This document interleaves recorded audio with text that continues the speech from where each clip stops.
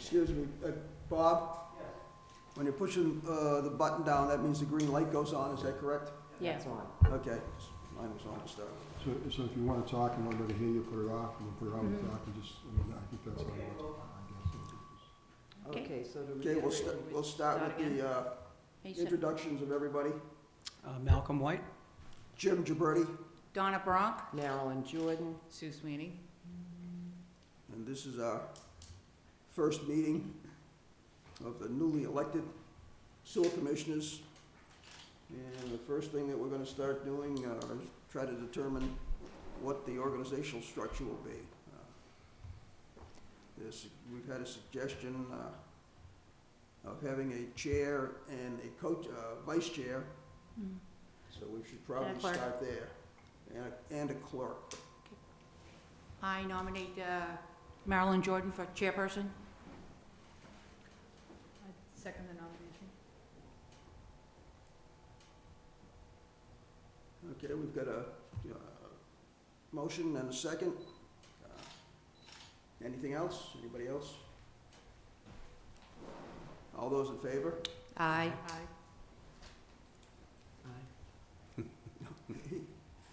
5-0-0. Madam Chairman. Alrighty. Now that I am Madam Chairman, thank you very much. I hope to fulfill all your expectations. I'm honored. We do have to nominate a clerk. And I believe we need a vice chair. Oh, Vice chair, a vice I'm chair, sorry. right, Vice right. chair first. Does anybody want to make any nominations? I'd like to nominate Jim. Any other nominations? If I can nominate, I'd like to nominate Donna.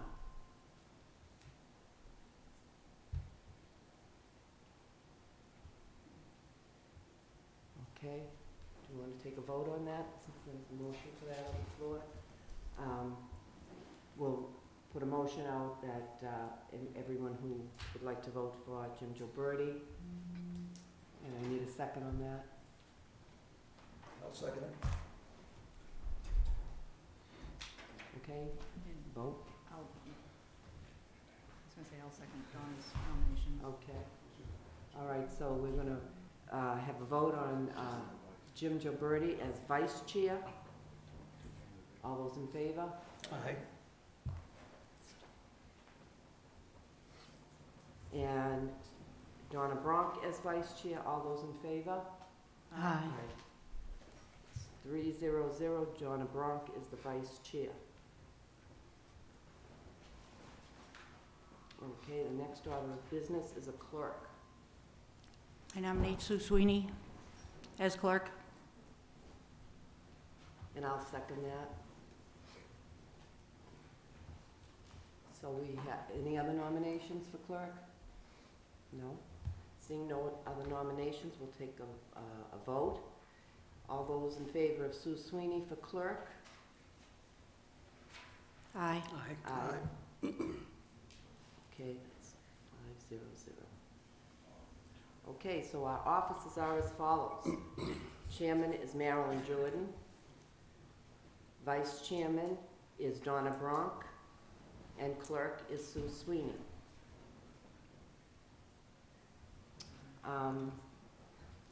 We did have a meeting last week, but not really a meeting. We had a tour of the water pollution control facility plant, and we did have some minutes. Do you have any minutes to read from that, Sue? Yes.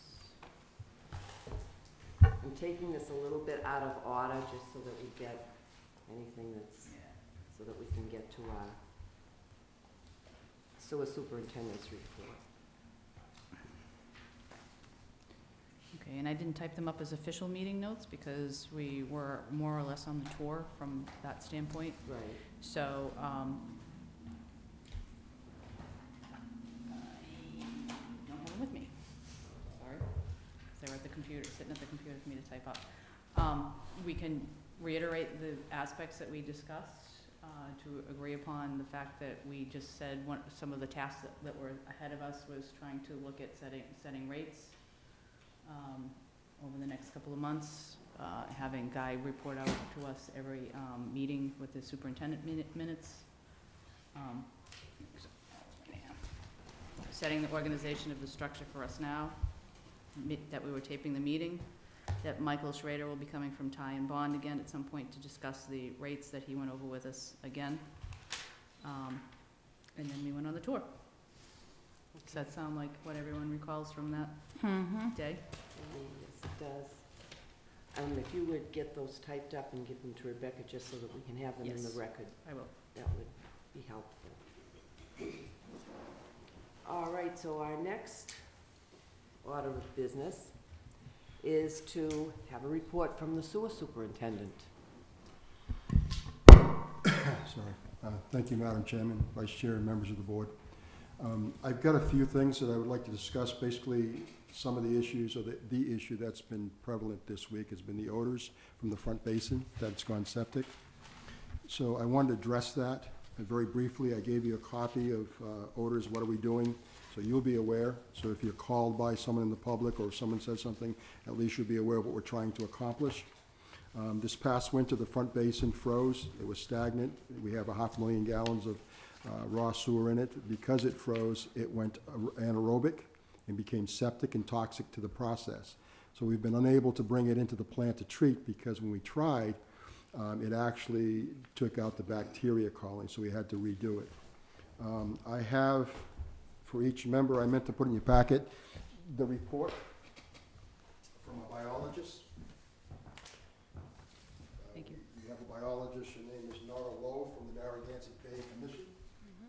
And she's overseeing the process of bringing the plant back.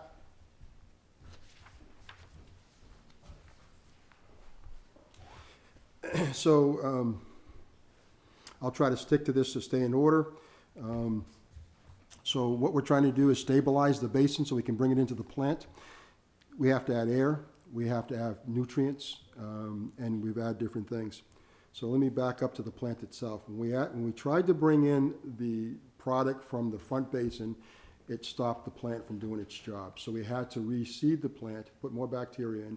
We had to add more micronutrients to get the growth, and we've done that, and we're stabilized. We're pretty excited about that. So we have a fear of bringing more in unless we treat the basin because we don't want to take out the process again. So that's what we're doing right now. And the biggest thing is that we've got to turn the basin. Got to add air and turn it. We've got to take it from anaerobic to at least anoxic. In that process, we're steering odors. So we're adding micronutrients, we're adding peroxide, trying to knock down the odors, and we're doing it, tons of it and tons of it. We have a product coming in. We were hoping it would be here today. It'll be in Monday. It's coming out of New Jersey, and that product is going to have some nitrate, which is NO3 and NO4, and we're going to try to oxidize it that way, add some macronutrients, some bacteria, and all those things to get it to turn. We're pretty confident that it's going to happen. We're doing this all under the direction of our biologist.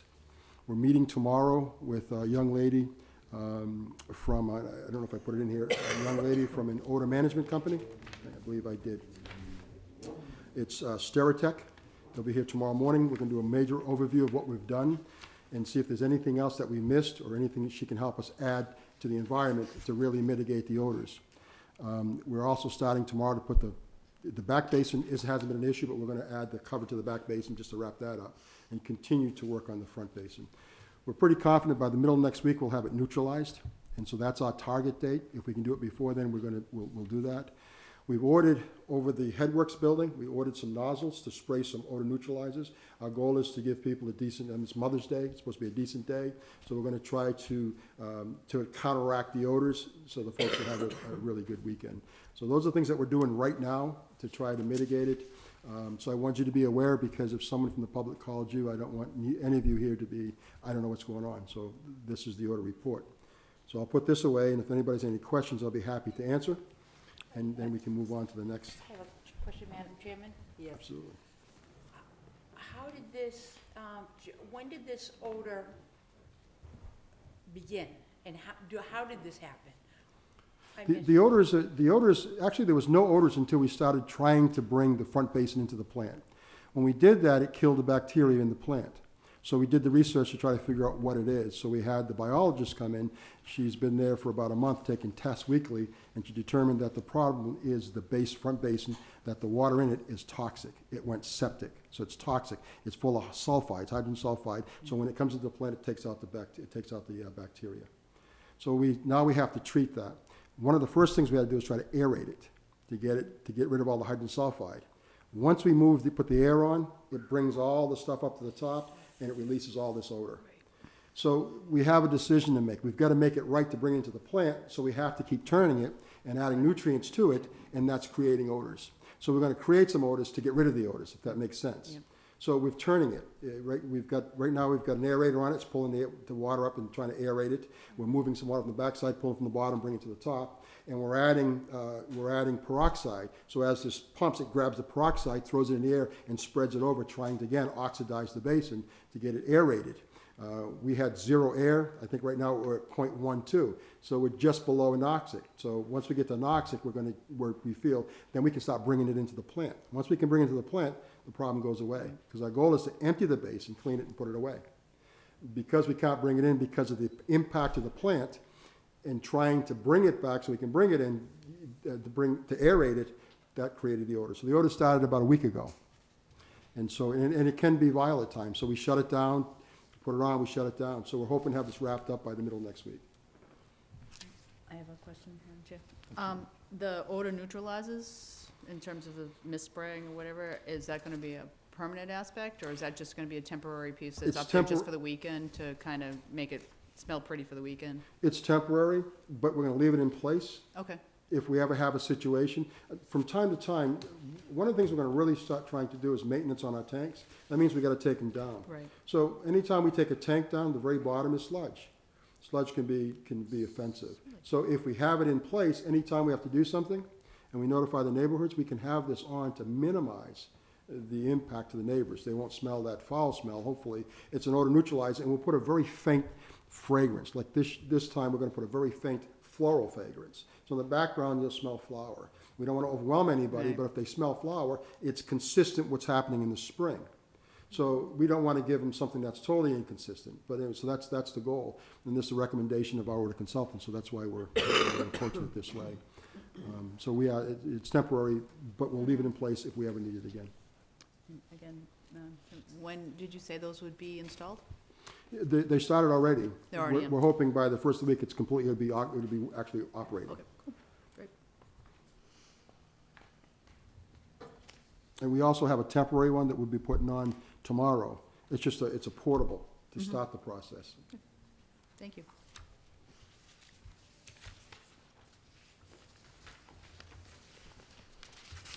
So that, I have a question, Guy. Yep. So that tank that you're talking about, the root cause of that was the bad weather in the winter that we had. You had extra sewage going in, and so it was stored there? Correct. We took in a lot of water, we couldn't get rid of it, and what happened to that front basin, it froze. Because it froze, it was stagnant. There was nothing we could do. Once it thawed out, in that process of freezing the thaw, it went septic. We were averaging a little over, I'd say about 400,000 to 500,000 gallons per day of extra flow. And it also rocked the plant too because it lowered the temperature by a degree, which is significant for bacteria. So we had some issues with the plant to begin with because of the winter. And so the whole process is back a month. We're really behind the 8 ball a month. So what we're doing now, we would have been doing in April, but we weren't given that opportunity. So we're a little behind the 8 ball. Okay. So that's part of the problem also.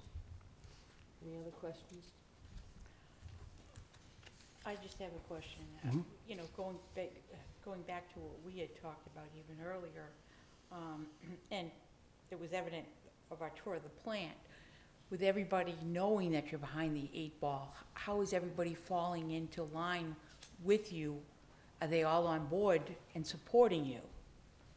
It's Your the 20, to answer the question, it's a 20-80 rule. 20% of the people always do 80% of the work. I think that's pretty standard. So we have individuals that are really behind us, really working hard, and we got some that are just doing what they need to do. So there's you know, and I think that's pretty standard. I hate to say that, but See, I don't. yeah, I don't see I think when I bluntly, and not to get off the side, but I come from the private world, and doesn't happen in the private world. Exactly. In the world I'm in now, it happens. And so it becomes a systematic problem more than an individual problem. I get you know what I mean? It's a system problem. So you don't, what about, can I ask another question, Yes, Madam Chairperson? certainly. The blanket, the odor blanket that you were in the process of putting down, is that gonna continue to go along as well? Yes, we're gonna put that in for the back, so that'll minimize the odor for the back. I'll take care of the Okay. back. The front one, once we get it emptied and cleaned, Yeah. it would have no odors because there's gonna be nothing in it.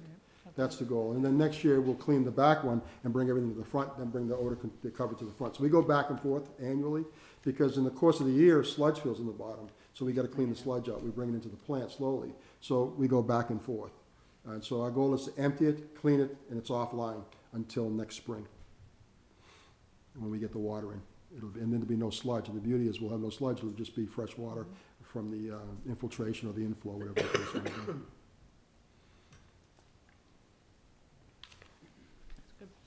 Okay.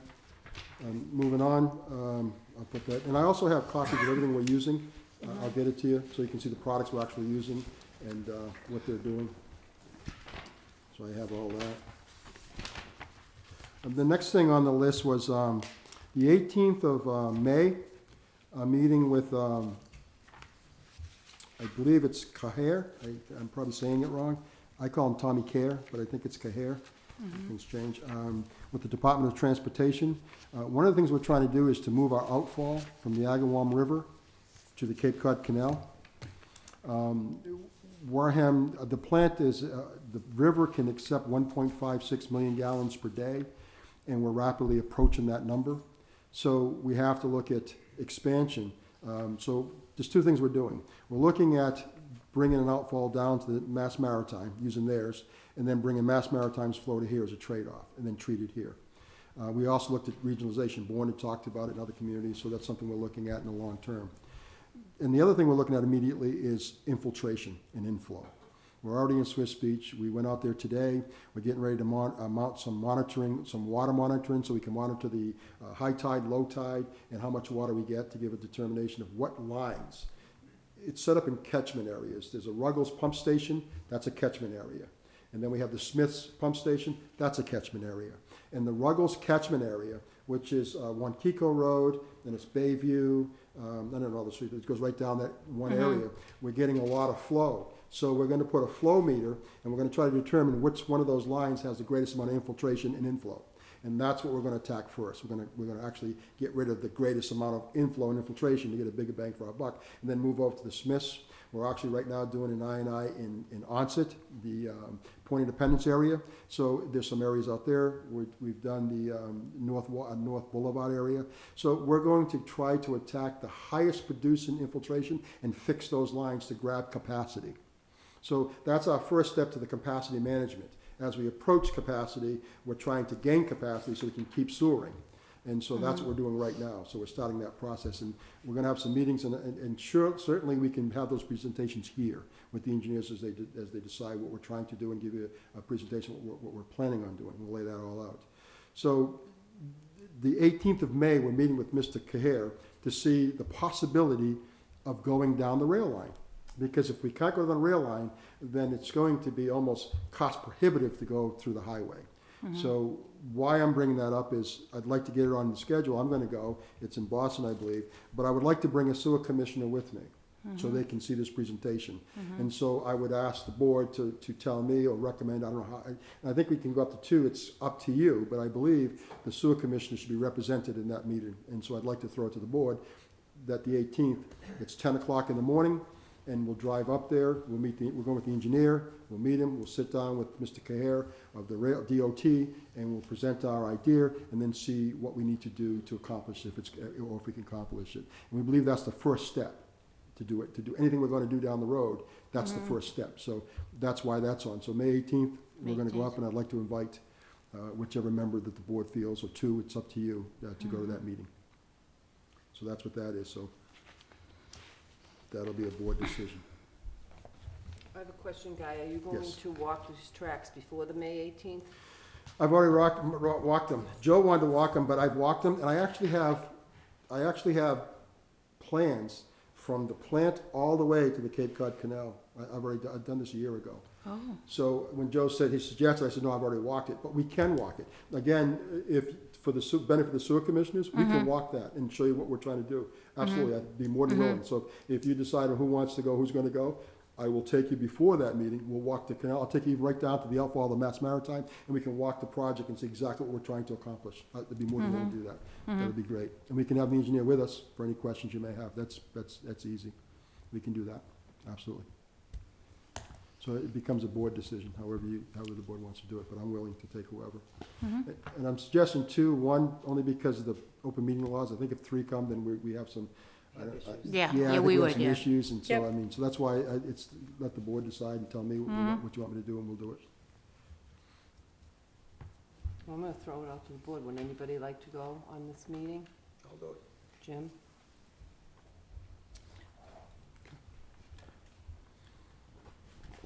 It's it, I wouldn't mind going as well. If you No? can't go, No? I'll That's go. fine. I'll make sure. okay, it's the 18th of May. It's 10 o'clock to 11:30 at 10 Park Plaza, Suite 4160, Administrative Conference Room. We're going to be going with Joe Federico and Paul Tarazzi from Bader. And Paul used to be the director of the DEP in this region. So I'll talk to Joe. We may have miles ago in one vehicle. He may come down and grab us and go up there also. And if you want to walk, let me know. I'll have him come down and walk with us before Yep. we go to the meeting. So let me know how you want to do it, and we'll arrange it. Okay. So I'm gonna leave that up to you two to, Yep, to organize with Guy. Please, and then we'll get it done. I'll organize with Joe and we'll get everybody. And what I'll do is I'll give you Joe's email number so we all have each other's numbers, so if something comes up, we can actually stay in touch. Okay. The next order of business I had was the capital improvement plan. You have a copy of that in your packet. And It's Monday. you have the draft. And part of the draft I didn't give you is all this here. I'm sorry, this is all the pump stations, and these are all the reports. I can give you copies of these. I just didn't want to burn through all the paper tonight when I was doing this, but I have this, and I'll make sure you get them.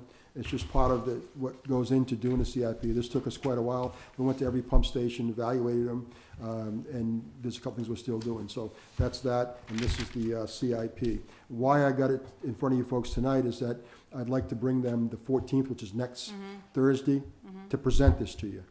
So you have it with you, so you can, read it and study it for the next week, and then when they come next week to present this formally. And once it's presented, then we'll have we'll comment on it, recommendations, how you want to proceed, and then we can finalize it. Jimmy, haven't you been to many of the pump stations? Into some of them, Just some of yeah, them? not all of them by any stretch. should we set up a tour to take a look at these pump stations Absolutely. before this? What we can do, you guys decide how much time, because there's so many.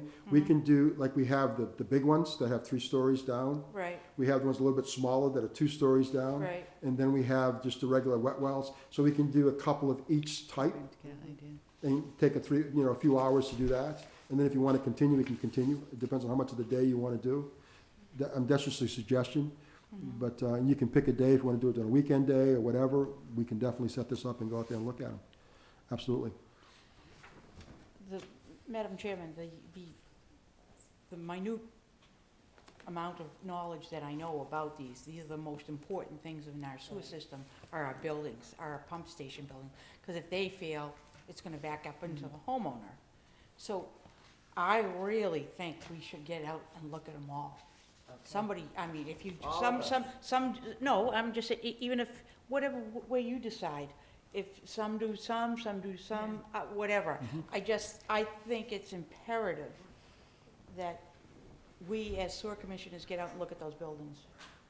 Okay. And Madam Chair, if you don't mind, we can do them ongoing too. We can, in other words, let's say that every Saturday we have a tour, those that are available, we'll just keep going. Whatever way we want to do it, I'll accommodate it. However, Madam Chair and the board decides to do this, I agree with you. We should see what's happened to these pump stations because they are critical. Do you They're very agree, critical. do you agree with, it is the most important, one of the most important part of your whole operation? Absolutely, it's 'Cause transmission. if they back up, That's right. Absolutely, I agree. Because if they go down, then we have troubles. And I've got to get the way, I got to move that water somehow. yeah. So See, if I that learned pump something ain't in my working, class. so. All right, then, so I would say this Saturday, is anybody or everybody or however many people are available to take a pump station tour? Or the first of many, perhaps? I can do it Saturday morning. What time would you want to do this, Guy? It's up to you, Madam Chair. You tell me what's best for Does the anybody have board. any restrictions I hate on to keep Saturday? bothering his Saturdays, I really do, but, It's important. I Yeah. think in the first year, at least, as a meeting, Okay. there's a lot of things we have to do, so there'll be sacrifices on your part, my part, because Okay. we have to get it in, we have to do it. okay. Yeah, what time? I mean, I'm available.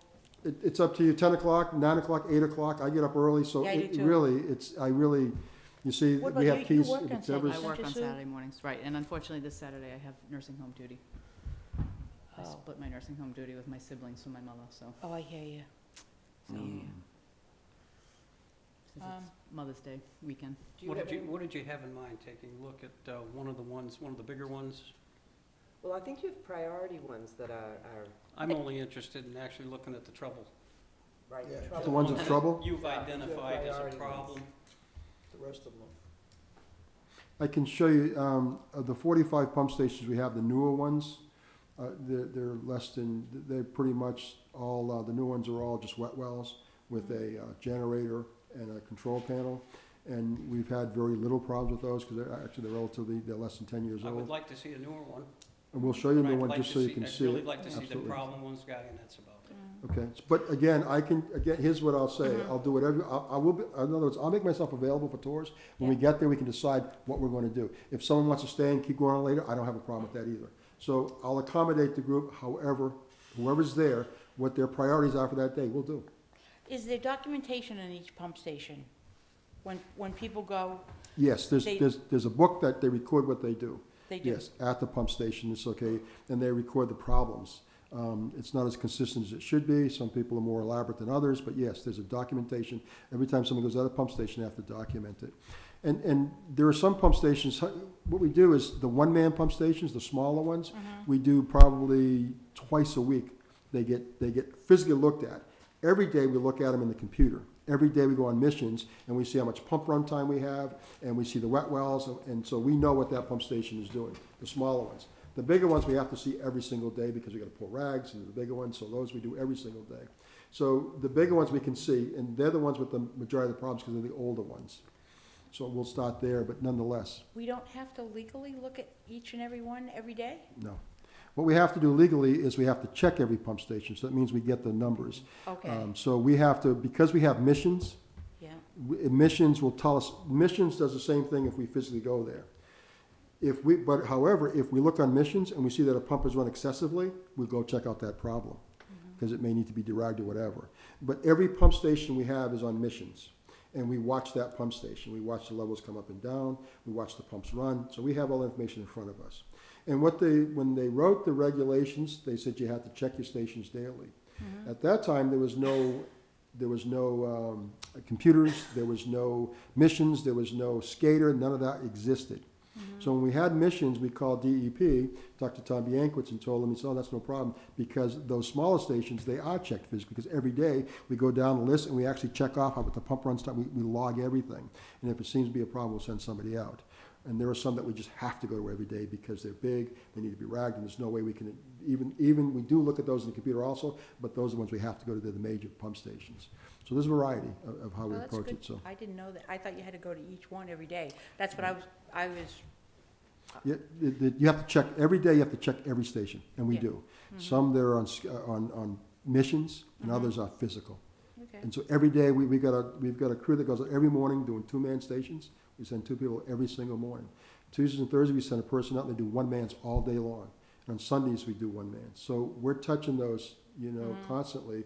But we're checking them every day. The manager takes out, he sits in front of the computer, he's got a notebook, and he goes on every pump station and logs in everything. And then we have everything we need. So if something doesn't look quite right, because we compare it to the days before, we can look at the month, and if we see a variance, if the variance is too high or too low, we go out to that pump station and see why the variance is too high or too low. I That's agree done with you, every day. Malcolm, then. We only need to see the bad ones. The ones that are an issue. I agree with you 100%. All right, so this Saturday at 9:30, We'll meet down at the Water Pollution Control Facility.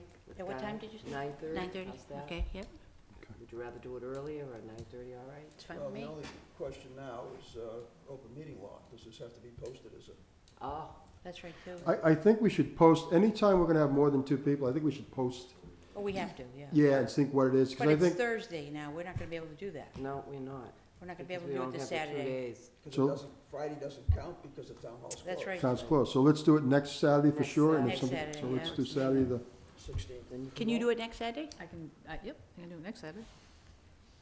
so Saturday the 16th. Yes. But that will not be in time for the presentation on the 14th. No. No, but again, the presentation on the 14th talks about a lot of things, pump stations being one of them, plant being another, the actual pipes being another. Okay. And so it talks about all those things, and it really talks about the risk assessment of them, likelihood of failure, the criticality if it does fail. And so that's what they're talking about, and then so that when they get that listing, they apply a dollar, let's say that this is a high likelihood of failure, it's very critical, that floats right to the top of the priorities. And so they're gonna tell you the process and how we're doing it. And then you actually have the option as sewer commissioners to jockey that around. So, well, I know what you're saying, but we feel this is more important. And so that's why they're gonna present to you. There'll be a time of comments, and in the next week, we can write anything you wanna write, decide, and get it to them, and they'll incorporate it, and then they'll do the final. Yeah. So that's the whole concept, that's why I wanna get in front of you, and then explain it to you, and then we can questions and however you wanna do it. So that's what the capital, and then this capital improvement plan, I wanna get to tie and bond, because tie and bond's doing the new rate, and that ties into the billing, that ties into rate, because capital ties into that. So tie and bond has to have this. So before we give to tie and bond, I wanted you folks to see it, comment on it, and then we can present it to tie and bond, let them digest it, then they can meet with you and start this process of setting the rate. So that was the process that I would suggest we're trying to accomplish. But however you want to do it, we'll do it. So that's why we're going to do this next week. If it's okay with the chair, we'll do this next week. So Ty and Bond is just going through the process of setting the rates. They're gonna recommend to us what they should be. Is that my understanding, Madam Chair? No. No. They did, from the Selectmen. selectmen, Vanilla previous overview. school commissioners, they did an entire overview of the entire rate structure, going with a flat rate and then a flow base after the flat rate. But they don't have our numbers, they just had arbitrary numbers. So this draft will add into the capital money that we will have going forward. We'll need a surplus to do some of this capital money, as well as meet the plant's immediate needs. So we will, once they get this, and we get the numbers from, I believe it's from the water district, they can plug in all those numbers and come back with us with what they think. And then we can work on it from there. And we'll. Madam Chair, if I may, We'll vote on it. We'll vote on the rate. It But hasn't that been w- established. No, it has not been established. Okay. There is no money. we attached. have the rates from Wareham and Onset, what the water consumption has been. We've plugged in some numbers. There's been so we have numbers, and we actually know by the water use and playing with the numbers what some of the rates actually will be for different businesses and residents. So we'll present that. We didn't have the capital improvement plan numbers, so we're gonna add that in. And there's some decisions to be made, so I think what they'll do is, Ty and Ball will now present everything that they presented to the selectmen, A to Z. Bring you all up to speed in what all the issues may or may not be. So there'll be a process of education, because you just got where we are right now. But I think an overview has to be explained to you folks back here where we started, and bring you up to speed, and then you Yeah. can actually go from there. So it'll be fair to you to understand the numbers.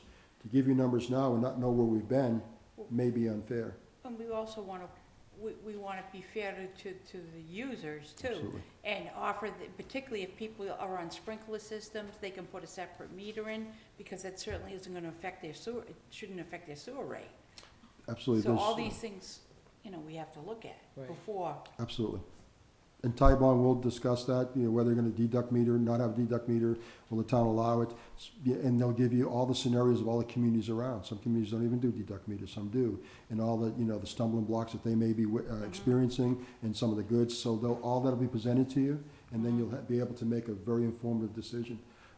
So that's why I think it's important that Ty Bond goes back to square one with you folks and bring you all the way through the process. We've had the privilege of being at these meetings from day one. So you haven't had that privilege, you're just where we are now. So I think they should do an overview of everything, and bring you up to speed. And they can do that in a meeting, and bring you up to speed, and then as you go forward, that historical information will be important to your decision-making process. I really believe it's important that Ty Bond really goes through it with you. I really believe that to be important. Of course, it's your decision, but I will, and whatever you want to do, we'll have Ty Bond here, and Mike can explain it to you. And he'll go as deep or as, it's gonna be your call, but I really believe you should have him in front of you explaining everything.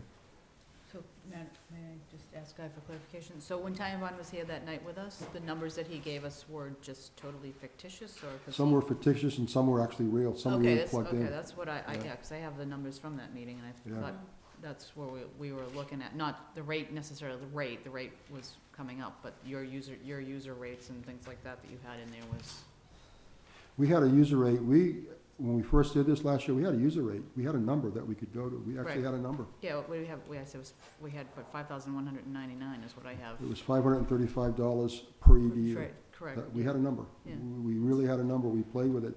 But because there was such disparity or a big swing, if you will, we'd have some customers that would go from here to way out Right. here, and some that would go from here way down here. So there has to be some adjustments, and that's going to be part of your decision-making process. How do we handle that? And so that's why I'm saying that you should get the full presentation to see how that really takes place, and then decide on how we're gonna do that. There's gonna be some really tough decisions on a guy that goes from 5,000 to 40,000 a year, or a business that goes from 10,000 to 80,000 a year, and how can that business absorb that, and what do we need to do? So that's gonna be some really tough decision-making. So I think to get to there, you gotta go back with Ty Bond to bring you to that point. And then when you get to that point, you'll understand it, and then you can make a better decision, because some people are gonna be excited because they're gonna go from here way down to here. Yeah, You see, they're gonna be like, yeah, but the other people can go from the here all the one way up to here. homeowner person, yeah. Well, there are businesses that we charge 1 EDU per so many square feet that are using a ton of water. So they're gonna go from here to here. There are other businesses that don't use any water, Right. but they're charged by square, and they have all the square foot. So they're Yeah. gonna go from here down to nothing. So Right. there's gonna be some swing for businesses, and so we have to decide on that too. And if I was the business that went down, I'm all excited.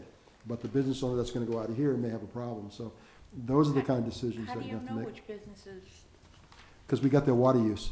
Oh, okay. We actually have the water use of everybody on sewer, we have their water use for 1 full year. So we know what they're using for water. And so we know what, that's a give me for a number. We plug that number in. And so all the different scenarios that you guys come up with, we plug that number in, and then you can actually see what the rate's gonna be if you do this new, what they call, I hate to use the word mongrel, but it's a fix, if you will, a flat and adjustable. You see Blended. the is what- blended Right. plan. That's where you guys came up with the $7.19 per cubic foot. Per cubic foot. Yeah. That's right. After your cutoff of Now, 6,300. Bourne does it now. Bourne does they say Bourne is like us, the EDU, but Bourne has an EDU, which is a flat fee, and then they have water use. Right. And they do it in different tiers. They've got so much, it's a price, and if you go exceed that, it's a price, and the price keeps climbing as you use more water. And Right. Bourne's been doing that for quite some time, that blended, if you will, so. Boston and Cambridge do that too. So it's out there, so we can look at other examples, other communities, how they do, and we can listen to the pitfalls of the goods and the bads and help us make our decision, because it's being done in some communities. And how they handled the discrepancies, how did they handle it? Yeah, so it'd be important to know and give us some input to, what we're going to do, so. So just to clarify the time flow, the process from that standpoint is this information will be presented to us in terms of what needs to be done for capital improvements. It goes to Ty and Bond. Ty and Bond will then present their recommendations in terms of rate fees and things like that to us as well. Correct. And for them to feed this into what they're doing, these are real numbers Right. in their research, so, because this has to become part of the budget. Right. And so they need to know what we're looking for improvements in the next 20 years to incorporate into the budget. So sometime we may want to have an escalator annual, whether it's a 0.25 or whatever the number may be, to cover these numbers. So that's something we have to talk about. And so Taiwan meets these numbers. Right. So I wanted the board to see them first, then they can adjust them, make their comments, and we can give it to Taiwan, then they can do their thing with it. Then Taiwan can come and sit in front of you folks, and then give their presentation, and then you can sit down to the workshops and roll up the sleeves and figure out how we're gonna go, what we're gonna do, to implement it. Because right now, in Taiwan, we're at implementation. We've done all the other stuff, we're implementation. So because we're implementation, you folks need to see how we got there. Right. All right, because to ask you to implement something, without knowing where we were, I don't know if it's fair. So once you see everything to get to this point, then you may say, yeah, well, it may not be a 2-day implementation, maybe a 5-day implementation. You know, in other words, it may take us a longer period of time, and then work out the quirks. So you need to see that. So Taiwan will present it to you folks. And they'll be for question and answer. You can have them back as many meetings as you want until you fully understand. That's totally up to you.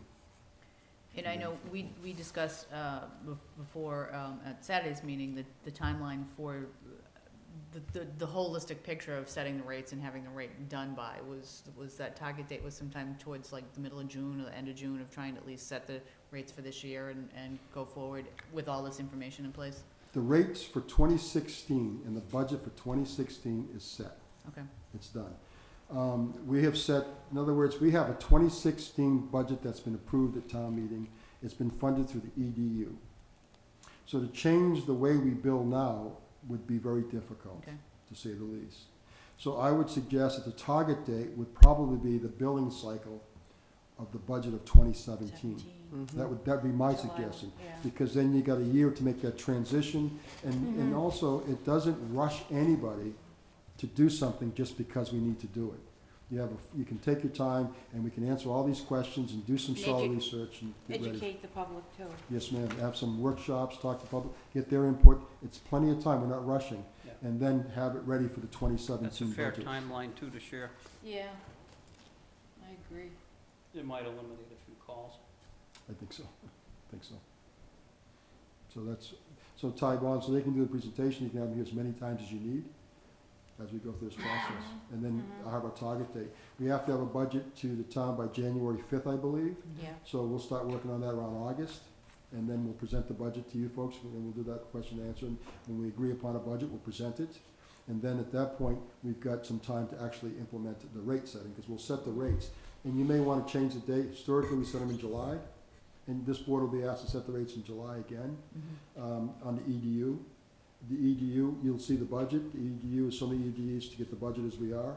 So I don't think we can lower it, but that's your call. We'll be short, but you do have decision-making on grease, if you want to raise the grease price, what do you want to do with septic price, and maintain the EDU, or you can raise it.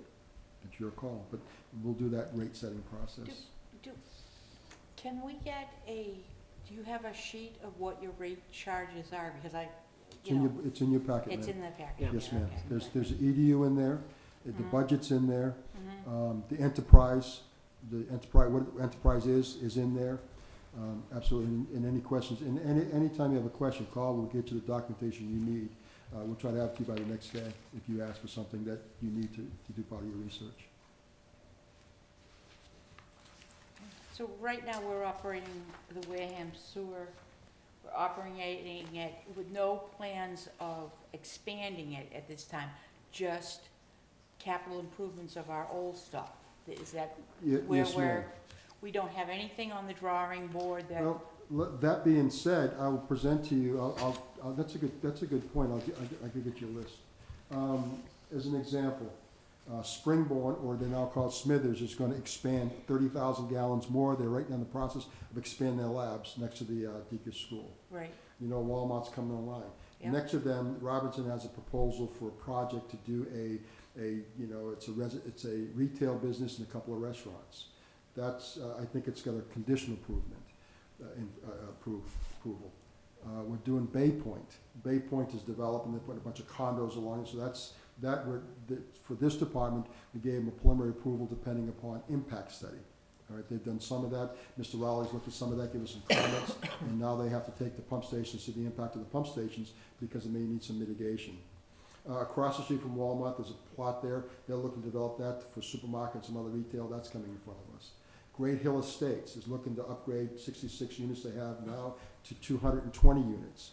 They've come to this board, the board's given some conditions, they're working through those now. So that's on the table. There's a presentation about a 55-year-old apartment building on Main Street. We've answered questions on that. So there's a lot going on. So what we're doing is right now, physically, we probably have about 43,000 gallons per day available. And we're gonna tick those away. And what that means is all these gallons have been committed. Now, these commitments may fall by the wayside, but we're gonna commit every gallon we have. Then once we get there, so once we, in theory, when we commit 1.56, we're done. And then we have to let all these projects take place, because what we have to be careful of is fill-ins. When we do a project like any project, and let's say we did contract 2, we've got an area that had 2-bedroom cottages and we factored that in.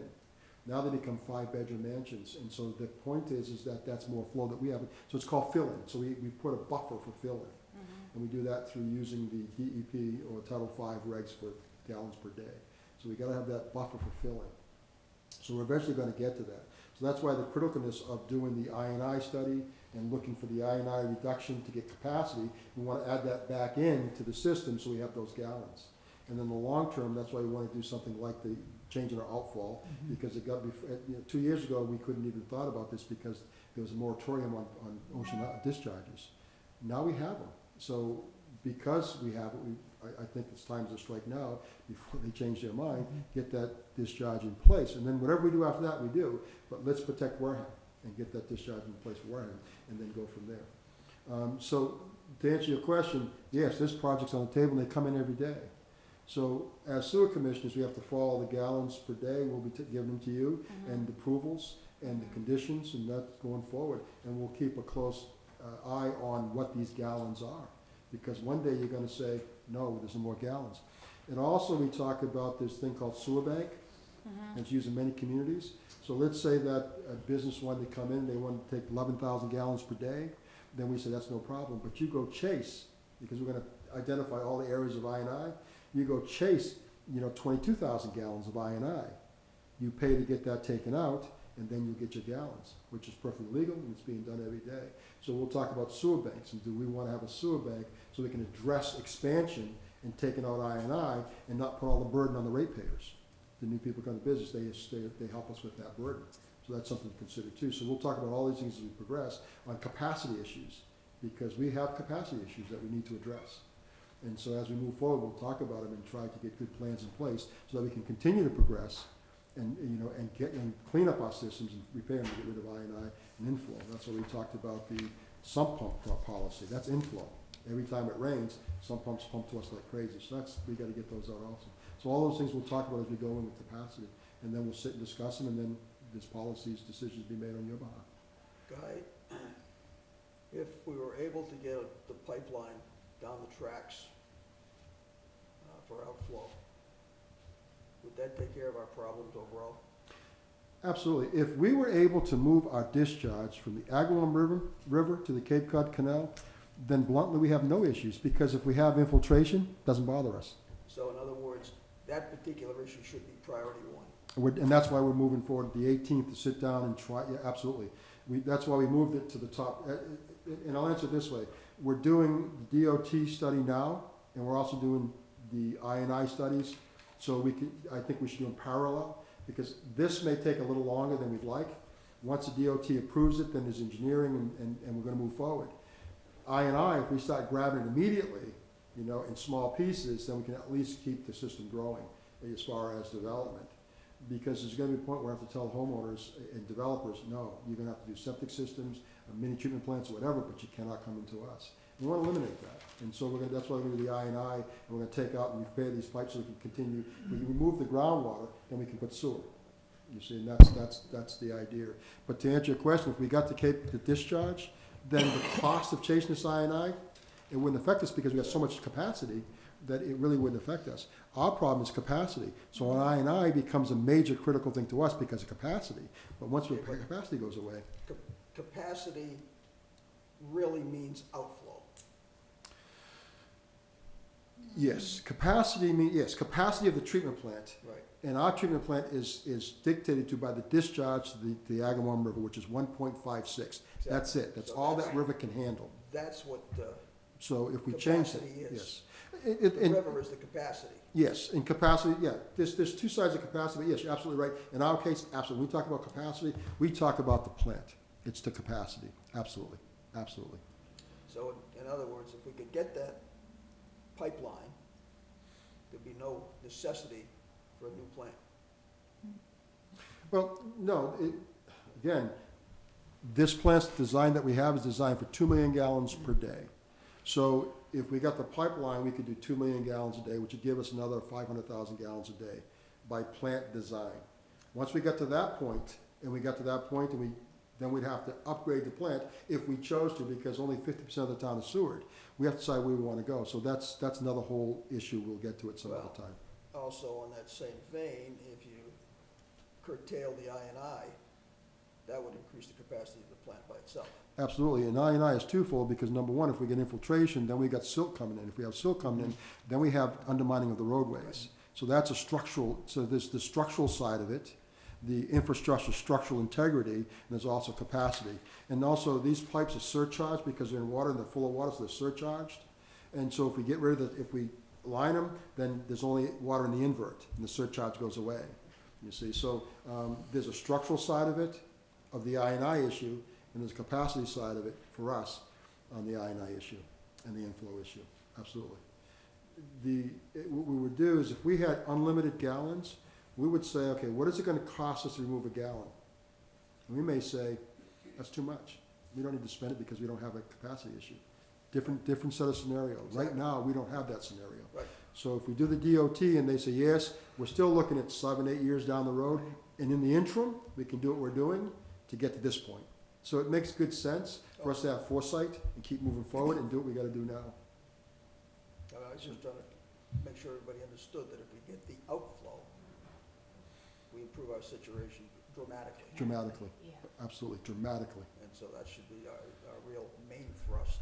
And we are thrusting that way. Yes, we are. That's why we're meeting with the DOT and getting their blessing and what we need to do, and then we'll start it. Buzzards Bay Coalition has applied for a grant to seed this project, because they're on board, so there may be some money available, working with Buzzards Bay Coalition to seed some of this engineering costs and the whole 9 yards, so we're excited about that too, and I'll keep you informed how that's going along. Do you belong to the Buzzards Bay Coalition? No, I don't. I don't know if I can join. I have to ask the board, because I think I can as a municipality, but it would be with your blessing, because I work for the public and I don't want any conflicts. But yes, I'd love to, because, you know, I used to butt heads, when I was on the Board of Health, when I was chairman of the Board of Health, I used to butt heads with Corinne, because she's absolutely right. At the time, I felt that till we got the numbers of the loading to the bay, it makes no sense to make all these adjustments, because we don't know what the number is. But we do have an idea what the number is, and so it makes sense to start working towards that number.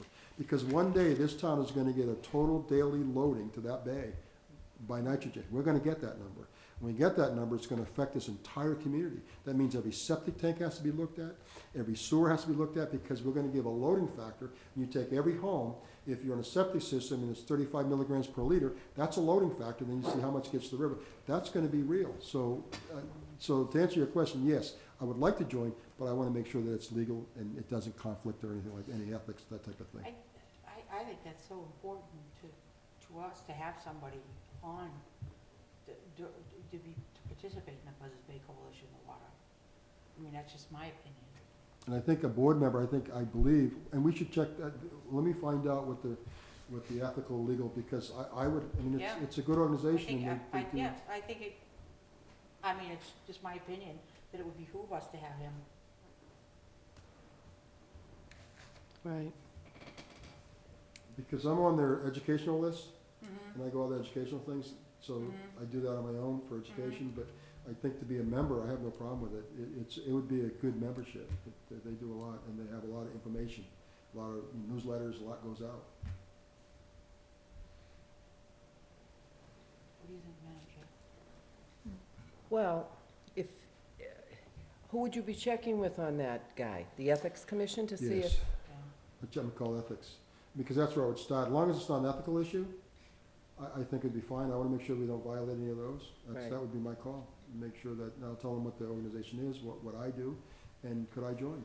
And then also the Board of Sewer Commissioners, what We you don't do, have to- can you join? If we, We could also have a liaison person to the Buzzards Bay. no, if they- we could, absolutely, but I mean, I would be in favor of him belonging. Yes, I agree. I mean, how does everybody else feel? Not a problem. I think it's great.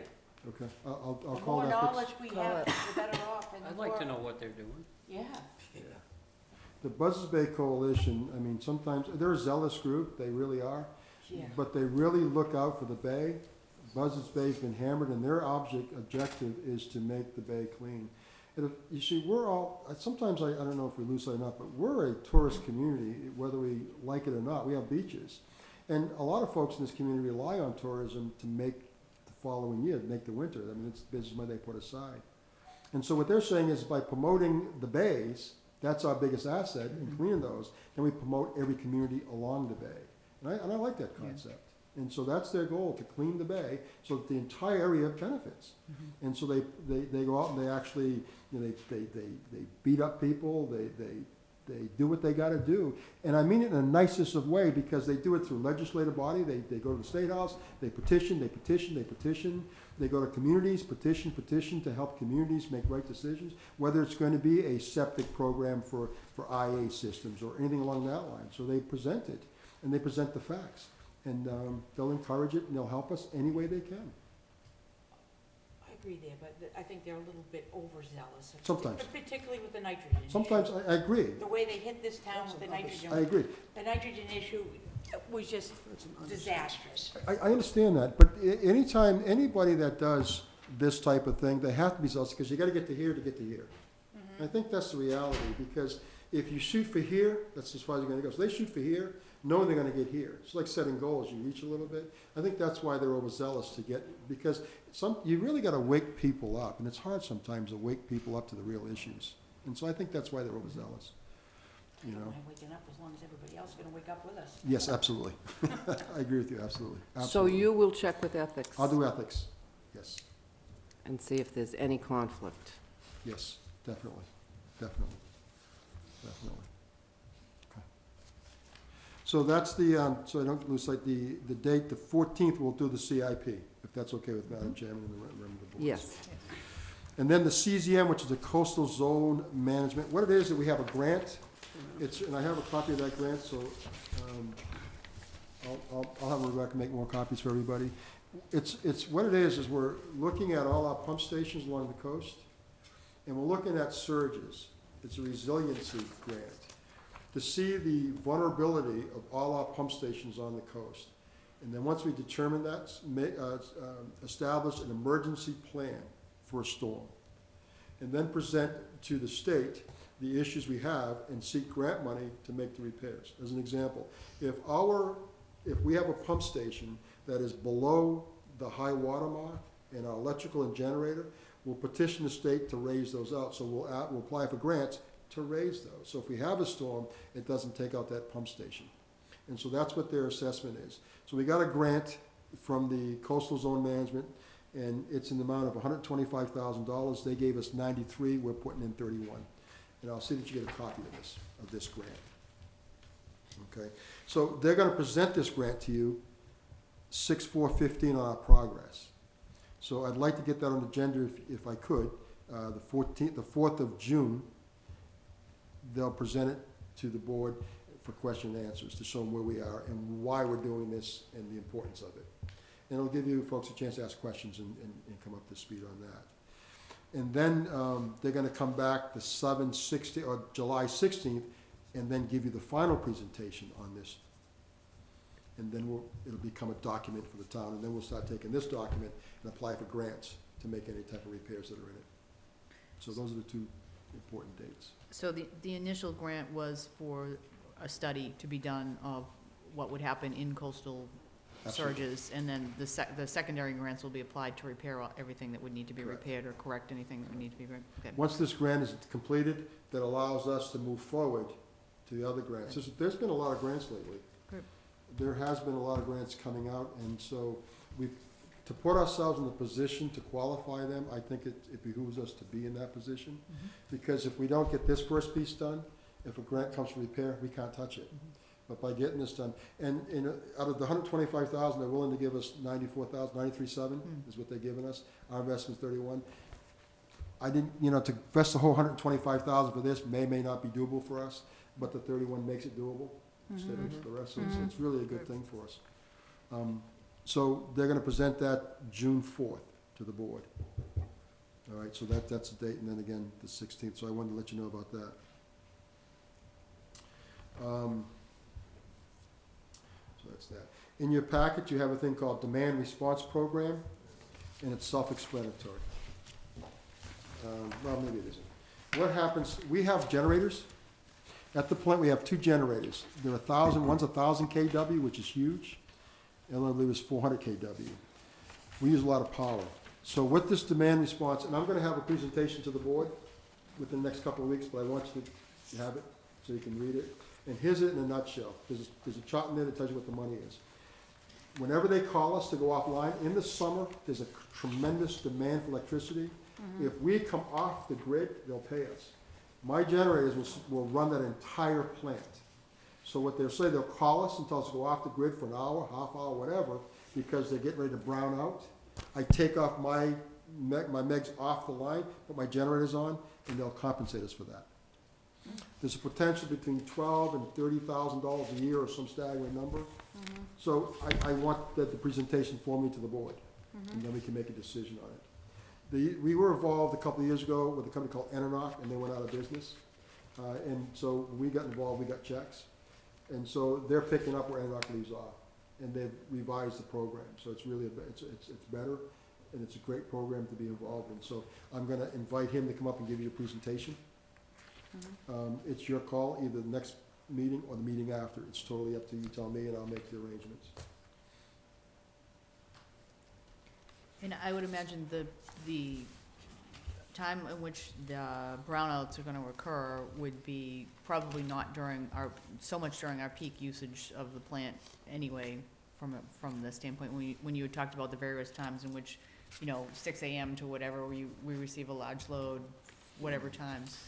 And they may be, because you gotta think about, there's a couple things that happens in the summer, and one being air conditioning. Right. As the temperature goes up, more and more people using air conditioning, so there's more demand on the grid.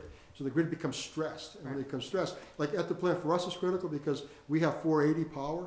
If the brownout or the grid is stressed, we may only get 460 or 430, which is gonna damage our equipment. Right.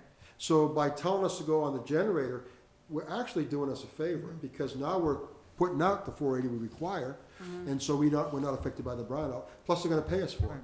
So for us, it's double, for me, it's a double, because they're telling me we got an issue, and that your equipment's going to feel it.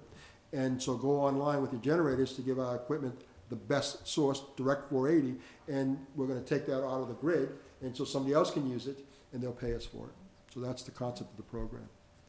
And we have a generator runs the plant, and it's quite, we do 3 megs a year. Half of the town's load is probably from the treatment plant of electrical use. And you say you're gonna have them here on the 21st? Yeah, I was going to, so if you want it early, I'm thinking the 21st, to give you time to digest and time to get here, but if you want the 14th, I don't mind, whatever. Because he sent this over to me today and said whatever the board wants. So it's up to I you. think the 14th is too soon for that. Okay, 21st, then that's, you put it on for 21st. And they'll explain it to you in detail and how it works, and any question you have, they can get specific for you. And that's pretty much I had for you for my meeting. The last thing is bills. So I don't know how to handle this. These are our bills for the month, for the week. So this week, we're gonna spend $36,160. We average between $30,000 and $150,000 a week that we spend. And so when we do the bills, the ladies in the office, they put together the signature page. And in the past, I was doing it, and then most recent, Dave Menard was doing it. And then we itemize what the bills are. And then we give you the actual bill. So I don't know how to do this, because for me to duplicate this for everybody may be cumbersome to the staff. And I don't know if it should go to the chairman, the clerk to review the bills, and the clerk to go, I don't really know, so it's gonna be your call. But the bills have to be signed weekly. It could be signed by one individual, the clerk, it could be signed by all. I think it's a board's decision. Before the board, I signed them, and after me was Dave Menard signed them. So we need to get them signed on a weekly basis.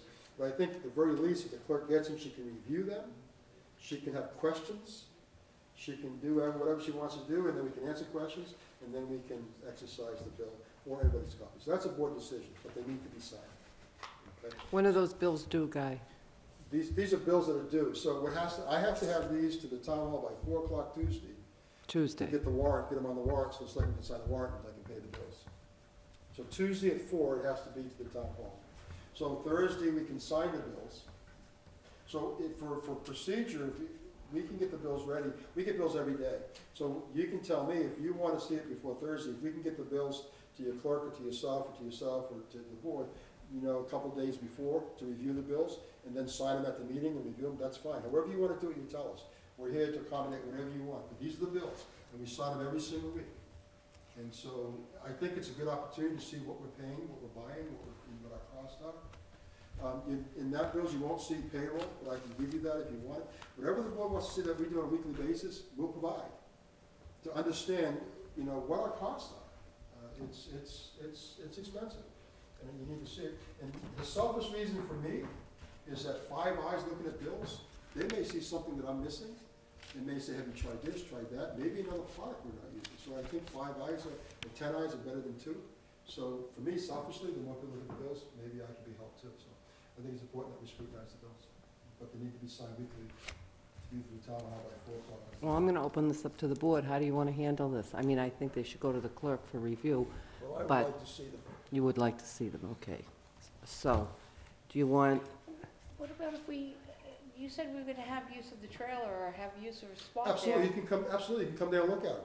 Yeah, I was gonna say, that would make the most sense. If they're Yeah. available there, we can stop by there and Absolutely. look at them instead of That trying to makes the most follow them off sense. someplace and What play about catch up. if you have, Then you got a central location where yeah, it's all Right. done. I mean, what if you have a couple of people that look at them are responsible to sign them? I mean, Sign.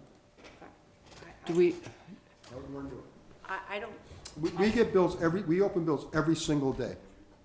And she puts them in a stack, and then she gives them to me, and I sign off on the bills every single day to make sure the products are here, because we can't pay something until we get the products. We make sure all that stuff has happened and it's working.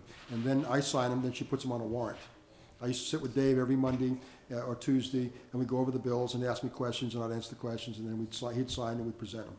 So that was the if you will, the check and balances.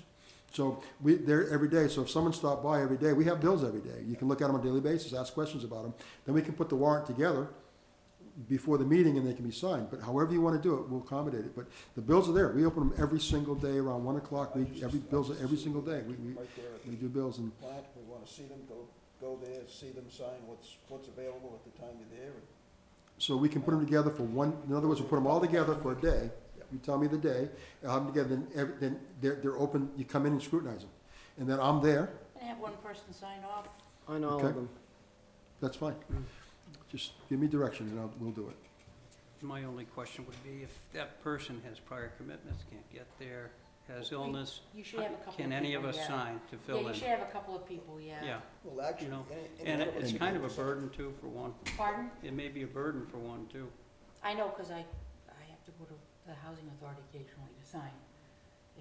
No, you should have whatever you decide, whatever you guys If they decide. have- The only yeah. thing we really need to decide is how many, or will it take only one to sign off on the bills for it?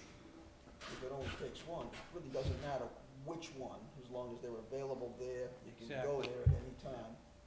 Well, and do it. If and we have somebody's some been there coordinated- and signed we have- half of them, Well, we need to make sure we have a coordinated system though, so that we're not overlapping and like, so Correct. you went there Tuesday at 1 I was gonna o'clock and say- Yeah. I go Tuesday afternoon and If- sign the same, you know what I mean? It's, Mhm. and that's just gonna drive Guy and his staff cuckoo from that standpoint. if we designate one person, that one person can call somebody else if they Yeah. are unable to do it.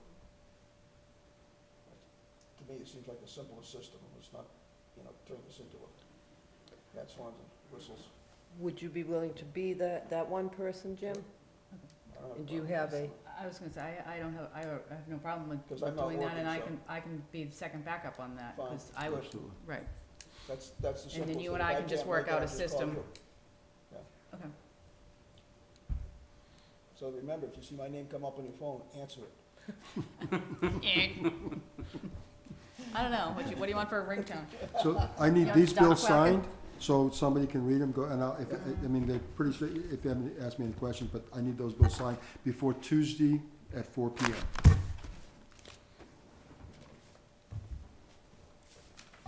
Bring them over to you tomorrow. appreciate it. And that's all I have. Let me ask a question on my report.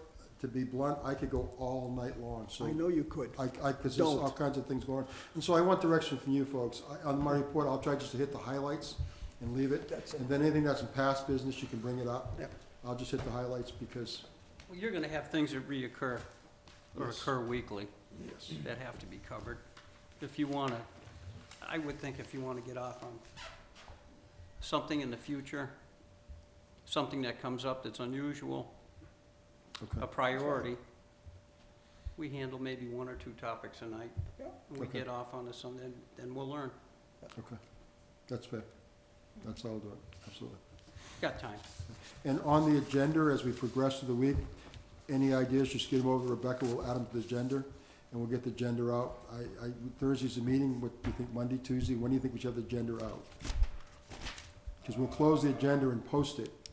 And so before the post date, or we close it, whatever what's on the agenda, now you have to decide if it's all goes to the chairman, vice chair, clerk, every member, I don't know, but what needs to go on the agenda, it's your decision of how we're gonna coordinate that. Well, I think the agenda should go to every member. No, you're gonna get a copy of the member, but what about putting things on the On the agenda? agenda. Right, but that has to be ended by Monday so that she can get that posted by Absolutely. Yeah. Tuesday. I Absolutely. think we should go through you. Well, granted, we'll go through me, but I do think that everybody should get a copy of it once the agenda If is set anybody up. has something that they wanna put on Right. the agenda, we can make We'll go to recommendations Right, to you. Okay, because that's all, that's my point. So then you coordinate with Rebecca, so we're gonna. And Exactly. so things you guys can communicate. And, because she'll be at the trailer and she has, so you can communicate. And so she can prepare the agenda, get a copy to everybody, and then post it. right. Okay, all right. That's her direction. And we'll Does she do work that by at the trailer Monday. now? No, we haven't got her chair in there, so we're Yeah. working on that. We want to fix her desk and we want to put some shades in, and so we're almost there.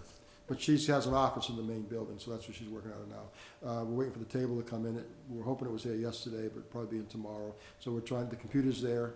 I've got a printer coming, scanner, all that coming, so you'll have all that stuff there. So when you go to the trailer, you can take copies of things, or the computer will be there, whatever you need, so you'll have your space to do your research or whatever. Okay, along the same tone with the agenda, I know you had taken emails for everyone. I'm not sure whether Rebecca has a copy of all those emails. You do? Okay. So that will come by email on Monday. And if you have any corrections or anything She has you need. everybody's email. Okay, if you have any corrections or anything you want put on it, we have to know by, Can we get a copy Monday of all those afternoon. emails? Has everybody, and I'm sure, and this is probably a stupid question, but everybody's seen the open meeting laws? yes. Because emails become critical. If you do a chain and 3 of you are on that email, that's an open meeting violation, as I understand it, as I was reading it and I asked questions on it. So email, when we send our emails, we'll never send a blanket. We'll send to each individual, so you won't know what we sent. You may all get the same email, but you won't know that. We'll never send out a blanket email. Be individual, just so you're aware of that. And so when you communicate, just be careful it doesn't become a chain. Okay. All right, so you are done with us? I am done, yes, ma'am. Thank you. Thank you. Thank you.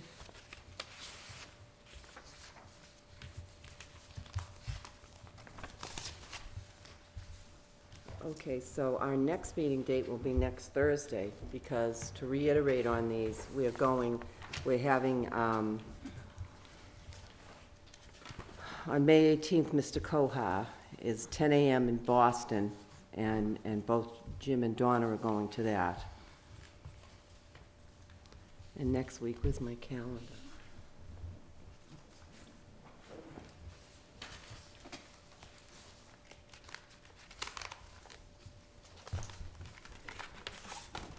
Next week is the 14th. Is the 14th, and we have the capital improvement plan and those people coming, On the 14th. so that will be on the agenda. And let me know if there's anything else you'd like to put on there, if you have any questions. That's the 14th. The pumping station tours on the 16th? Yes, the 16th, 9:30 Right. in the morning, We'll just confirm that next week. right? And then, of course, then we go into June with the CZM. I don't think there was any other things that we had. Excuse me, the pumping station tour is the 16th, is that correct? Yes, That's correct. May 16th. Okay.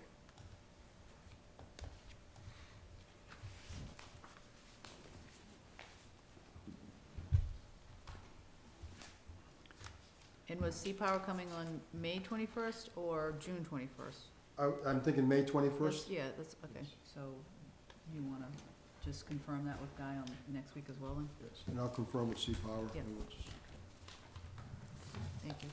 Thank you.